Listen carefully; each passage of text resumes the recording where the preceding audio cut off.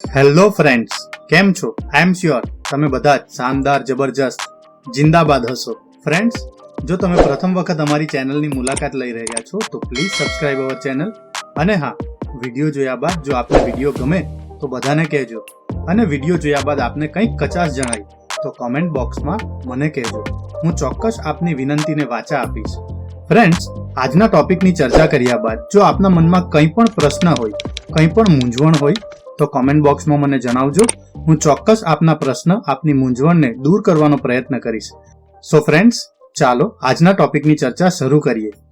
મિત્રો, સૌથી પહેલા આપણે મકાન અને જનગણના ઘર એટલે શું તે જોઈએ. અહીં મિત્રો, મકાન એટલે એવું માળખું જેમાં 4 દિવાલ અને 1 છત હોય. મિત્રો, અહીં આ દિવાલ પાકી અથવા કાચી પણ હોઈ શકે અને છત પાકી અથવા કાચી પણ હોઈ શકે. અહીં મકાનમાં આપણે ફક્ત ઘરને જ નથી સમાવવાના. અહીં મકાનમાં આપણે દુકાન, કચેરી, શાળા, પૂજાના સ્થળો, જાહેર સ્થળો, આ તમામ સ્ટ્રક્ચરને આપણે મકાનમાં સમાવવાના છે. મકાન બાદ જો આપણે જનગણનાની ચર્ચા કરીએ તો જનગણના ઘર એટલે મકાન અથવા મકાનનો એવો ભાગ જે અલગ એકમ તરીકે વપરાતો હોય અને એક પ્રવેશ દ્વાર હોય. અહીં ઉપર અલગ અલગ મકાનો દર્શાવ્યા છે, જેમ કે પાકું, કાચું, સહિયારું. અહીં એક મકાનમાં એક જનગણના ઘર સામાન્ય રીતે હોય છે, પરંતુ અહીં આપણે આકૃતિ નંબર 2માં જોઈએ તો મકાન એક છે, પણ આ એક જ મકાનમાં શ્રીમાન રાવ, શ્રીમાન સેન અને સુશ્રી દાસ આ 3 પરિવારો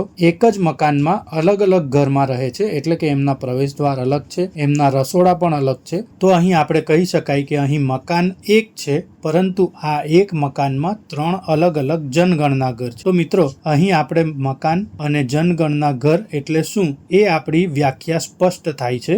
મિત્રો, અહીં મકાન અને જનગણના ઘરની ઓળખ કરીએ તો અહીં એક મકાન એક જનગણના ઘર. અહીં તમે આકૃતિ નંબર 5માં જોઈ શકો છો કે એક મકાન છે જેને 4 દિવાલ અને 1 છત છે, તથા એમાં એક પરિવાર રહે છે. સાથે આકૃતિ નંબર 6માં જોઈએ તો આ ઘર શંકુ આકારનું છે. તો આવા શંકુ આકારના ઘરને એટલે કે કાચા ઘરને પણ આપણે એક મકાન તરીકે ગણવાનું છે, અને એમાં જો પરિવાર રહેતું હોય તો તે પરિવારને આપણે એક જનગણના ઘર તરીકે ગણીશું. અહીં મિત્રો, આકૃતિ નંબર 7માં જોઈએ તો એક મકાન અને એક જનગણના ઘરની જગ્યાએ 6 મકાનો એક સાથે જોડાયેલા છે, અને દરેક મકાનમાં અલગ અલગ પરિવાર રહે છે. અહીં મકાન નંબર 1 થી 4માં એક પરિવાર જ નિવાસ કરે છે. તો અહીં આપણે આ દરેક મકાન માટે એક જનગણના ઘરનો અલગ અલગ નંબર આપીશું. જ્યારે મકાન નંબર 5માં 2 પરિવાર રહે છે અને મકાન નંબર 6માં 3 પરિવાર રહે છે. તો અહીં આપણે મકાન નંબર 5ને 2 જનગણના ઘર એટલે કે કૌંસમાં 2 લખીશું. જ્યારે મકાન નંબર 6માં 3 જનગણના ઘર દર્શાવવાના છે, તો અહીં આપણે કૌંસમાં 3 લખીશું. અને અહીં આપણે અલગ અલગ જનગણના ઘર માટે અલગ અલગ નંબરિંગ કરીશું. તો આ વસ્તુ આપણે ખાસ ધ્યાનમાં રાખવાની છે. મિત્રો, જો આપણા વિસ્તારમાં કોઈ બહુમાળી એપાર્ટમેન્ટ આવતું હોય તો અહીં આપણે આ બહુમાળી એપાર્ટમેન્ટને એટલે કે આખા એપાર્ટમેન્ટને એક મકાન તરીકે પણ દર્શાવી શકીએ છીએ. અને આ એપાર્ટમેન્ટમાં અલગ અલગ ઘર આવતા હોય તો આ અલગ અલગ ઘરોને આપણે અલગ અલગ જનગણના ઘર નંબર આપવાનો છે. અહીં તમે જોઈ શકો છો કે મકાન નંબર 1 છે અને અહીં 8 જનગણના ઘર છે. પરંતુ મિત્રો, અમુક બહુમાળી એપાર્ટમેન્ટમાં જો દરેક ફ્લેટને અલગ અલગ તંત્ર તરીકે આપણે ગણીએ, એટલે કે અહીં દરેક ફ્લેટના માલિક અલગ અલગ હોય, તો આવા ફ્લેટમાં આપણે દરેક મકાનને અલગ અલગ મકાન ગણવાનું છે, અને એ દરેક અલગ અલગ મકાનમાં એક જનગણના ઘર ગણવાનું છે. અહીં આકૃતિ નંબર 8માં જોઈએ તો મકાન નંબર 1 અને નંબર 1 થી 8 સુધીના જનગણના ઘર આપ્યા છે. જ્યારે આકૃતિ 9માં મકાન નંબર દરેકનો અલગ અલગ છે, અને દરેક અલગ અલગ મકાન નંબરની સાથે અલગ અલગ જનગણના ઘર પણ આપ્યા છે. મિત્રો, અહીં એક કમ્પાઉન્ડમાં એક જ મકાન અને અલગ અલગ જનગણના ઘર પણ હોઈ શકે. દાખલા તરીકે આકૃતિ નંબર 10માં આપણે જોઈએ તો અહીં એક કમ્પાઉન્ડમાં 3 મકાનો છે અને દરેક મકાનમાં 3 જનગણના ઘર અલગ અલગ છે.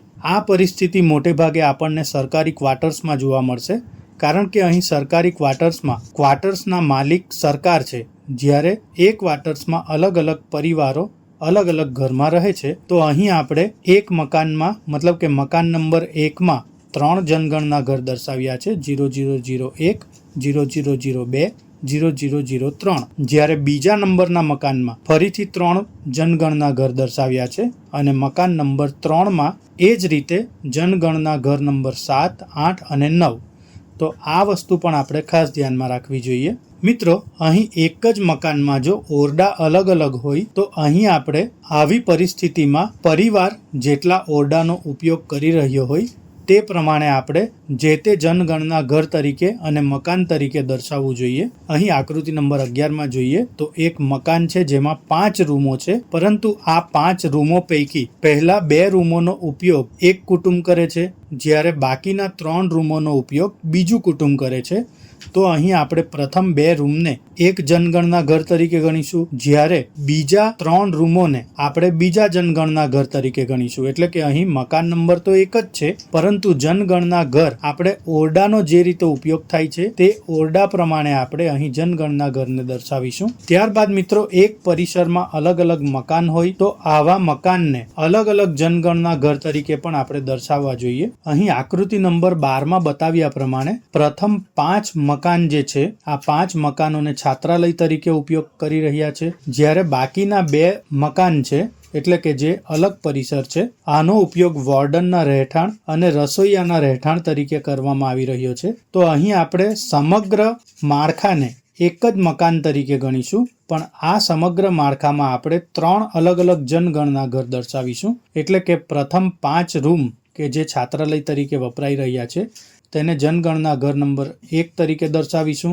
ત્યારબાદ વોર્ડનના રહેઠાણને જનગણના ઘર નંબર 2 તરીકે દર્શાવીશું અને રસોઈયાના રહેઠાણને આપણે જનગણના ઘર નંબર 3 તરીકે દર્શાવીશું. જો અહીં આ તમામ લોકોનું રસોડું સહિયારું હોય તો આપણે આખા પરિવારને એક સંસ્થાકીય પરિવાર તરીકે ગણીને એને જનગણના ઘર નંબર 1 જ આપીશું. તો આ વસ્તુ પણ ખાસ ધ્યાનમાં રાખવી. મિત્રો, અહીં એક મકાન એક જનગણના ઘર એટલે કે એક પરિસરમાં 4 માળખાનો એક કુટુંબ રહેતો હોય, જેમાં એક મુખ્ય રહેઠાણ છે, એક રસોડું છે, એક શૌચાલય છે અને એક બેઠક તરીકે ઉપયોગ થાય છે. તો આ 4 અલગ અલગ રૂમ હોવા છતાં આપણે અહીં આ 4 અલગ અલગ રૂમને એટલે કે મકાનોને અલગ મકાન તરીકે કે જનગણના ઘર તરીકે નંબર નહીં આપીશું. જે મુખ્ય રહેઠાણ છે તેને જ આપણે અલગ જનગણના ઘર તરીકે ગણીને સમગ્ર પરિસરને એક કુટુંબ તરીકે જ આપણે આવરી લઈશું. ત્યારબાદ મિત્રો, જો એક પરિસરમાં 4 માળખા હોય એટલે કે 4 મકાન હોય, જેમાં એક કુટુંબનું મુખ્ય રહેઠાણ છે, બીજું મકાન રસોડું તરીકે વપરાય છે, ત્રીજું મકાન કામ કરવાનો શેડ છે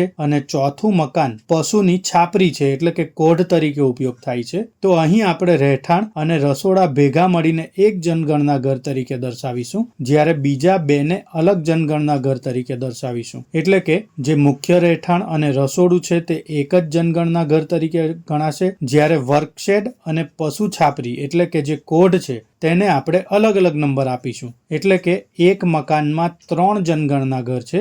અહીં વર્કશેડ અને પશુ છાપરીને આપણે બિન રહેણાંક જનગણના ઘર તરીકે દર્શાવીશું. એટલે ત્યાં આપણે વ્યક્તિની ગણતરી કરવાની થતી નથી. જે મુખ્ય રહેઠાણ છે એમાં પરિવારના જેટલા સભ્યો રહેતા હોય તેની જ ગણતરી કરવાની થશે. ત્યારબાદ મિત્રો, એક બંધ પરિસર હોય જેમાં એક મકાનનો ઉપયોગ રહેઠાણ તરીકે થતો હોય, આ રહેઠાણના મકાન સાથે નોકરનું ક્વાર્ટર્સ હોય અને એક ગેરેજ અલગ હોય. તો અહીં આપણે જે રહેઠાણ છે જ્યાં પરિવાર રહે છે અને નોકરનું રસોડું જો સાથે હોય તો આ પરિસ્થિતિમાં આપણે નોકરના ક્વાર્ટર્સને મુખ્ય રહેઠાણ સાથે જ ગણી લેવાનું છે અને ગેરેજને અલગ જનગણના ઘર નંબર આપવાનો છે.